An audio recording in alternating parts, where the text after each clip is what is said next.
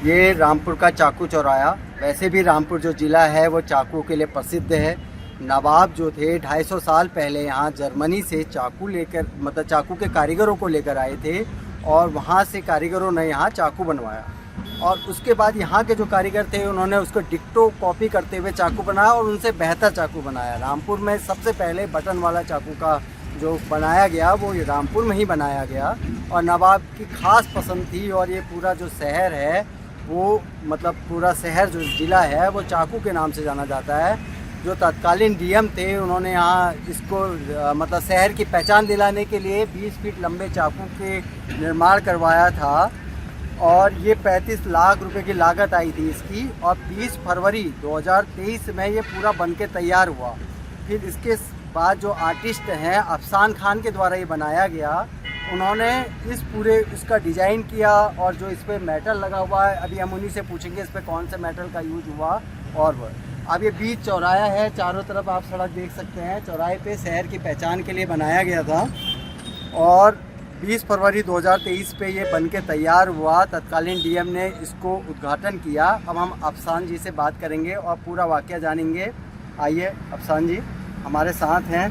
Afsan Khan artist हैं, ये बताएंगे इसके पूरे इतिहास के बारे में। अभी तकरीबन 2-2.5 साल से बना हुआ है और 2-2.5 साल से ये एज इट इज़ है जैसे ये बना था और इसमें बहुत सारी चीज़ें जबकि इसकी कोई मेंटेनेंस नहीं हुई है। जब से हुई है ये पालिका के पास इसकी मेंटेनेंस है और आप अगर देखें सब सारी तरफ देखें तो पेड़ों तक की इसकी मेंटेनेंस नहीं हो रही है। लेकिन अभी हम सभी रामपुर वालों के लिए गर्व की बात ये है कि ये एशिया बुक ऑफ रिकॉर्ड में दर्ज हो गया है चाकू और हमने गिनीज़ के लिए भी अप्लाई किया हुआ है और जल्दी गिनीज़ भी हमें मिलने की हम आशा करते हैं कि जल्दी गिनीज़ भी आएगा। और इस चाकू की बहुत सारी खासियतें हैं। ये एक तो मिक्स मेटल से बना हुआ है और इसमें ब्रास जो यूज़ हुआ है वो डिफरेंट टाइप का ब्रास यूज़ हुआ है जिसमें जिंक की क्वांटिटी जो है वो बहुत ज़्यादा है तो जिसकी वजह से इसकी शाइनिंग डल ना पड़े। दूसरी चीज़ इसकी एक खासियत ये है कि इसमें जो स्टील यूज़ हुआ है वो नॉर्मली स्टील यूज़ नहीं हुआ है। ये स्टील यूज़ होता है सर्जिकल आइटम्स बनाने के लिए, जैसे कि जो ऑपरेशन के लिए यूज़ होते हैं इक्विपमेंट्स, वही वाले स्टील से इसमें ब्लेड बना हुआ है। ये स्टील यहाँ पर इंडिया में कहीं अवेलेबल नहीं होता। ये कोरियन स्टील है, 325 ग्रेड का स्टील है। इस स्टील की हार्डनेस भी सबसे ज़्यादा होती है और इसकी शार्पनेस भी सबसे ज़्यादा होती है और इसकी शाइनिंग भी सबसे ज़्यादा होती है। तो आपके दिमाग में ये कैसे आया कि हम इसको रामपुर जो वैसे ही फेमस है चाकू के लिए, तो आपने चौराहे के डिज़ाइन का और अपने यहाँ के मतलब जो कल्चर है उसे दिखाने के लिए जो ये बनाया गया, इसका एक दिमाग में कैसे आया आपने? ये क्या प्रपोजल आपने बनाया या प्रशासन की तरफ से रखा गया, इसके बारे में थोड़े बताइए। देखिए इसका प्रपोज़ल तो मैंने ही बनाया था। एक्चुअली ऐसा हुआ था कि मैंने जहाँ तक 2016 में, मैं उससे पहले दिल्ली रहता था, उससे पहले मैं विदेश में भी रहा।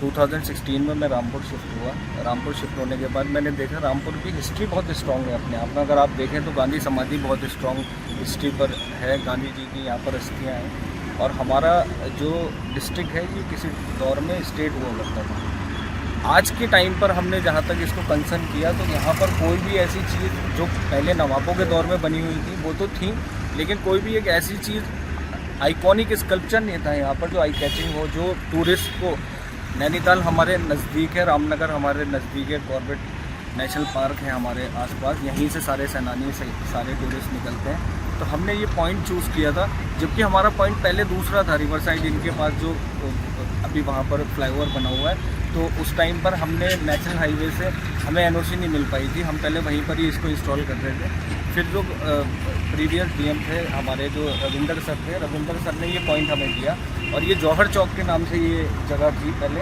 यहाँ पर जौहर हॉस्पिटल भी है, इसको रीनेम किया गया है, इसको रामपुरी चाकू के नाम पर इसको चाकू चौक का नाम दिया। अब जैसे पहले बता रहे हैं कि यहाँ पे बगल पे जो जौहर हॉस्पिटल था, इस चौक को जौहर चौक कहा जाता था।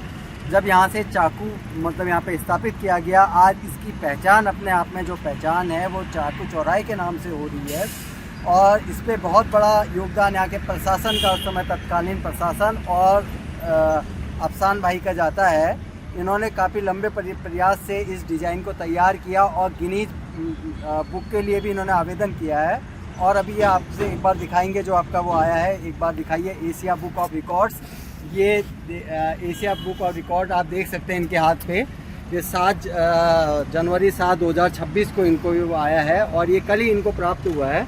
आप इस पे देखिए और एक ये और रिकॉर्ड का ये मेडल भी है।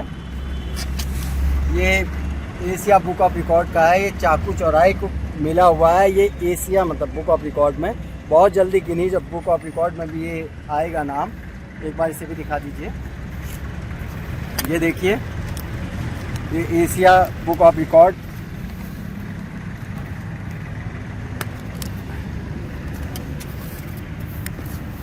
ये तो रामपुर के लिए बहुत बड़ी उपलब्धि है। पहले बार मतलब यहाँ जो है चाकू चौराहे को और उसको एशिया बुक ऑफ रिकॉर्ड में नाम दर्ज हुआ है। बहुत जल्दी इसे गिनीज बुक ऑफ रिकॉर्ड में भी दर्ज होगा जैसा बताया जा रहा है। इस पर तब से मेंटेनेंस नहीं हुई है लेकिन इसकी चमक अभी भी बरकरार है। और इसमें जो धातु लगी हुई है काफ़ी इससे लगी है। उस समय इसमें जो खर्चा आया था वो 35 लाख के आसपास का, तकरीबन 35 लाख रुपए का खर्चा आया था। और ये आज अपने आप में यही नहीं पूरे विदेश और वर्ल्ड में इसने अपने को फेमस हो गया है। एक बार पूरे तरीके से चाकू चौराहे के ऊपर से लेके इसे दिखवा दीजिए।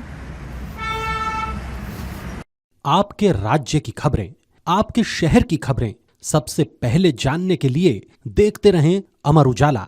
चैनल को सब्सक्राइब जरूर कर लें और पाएं हर अपडेट।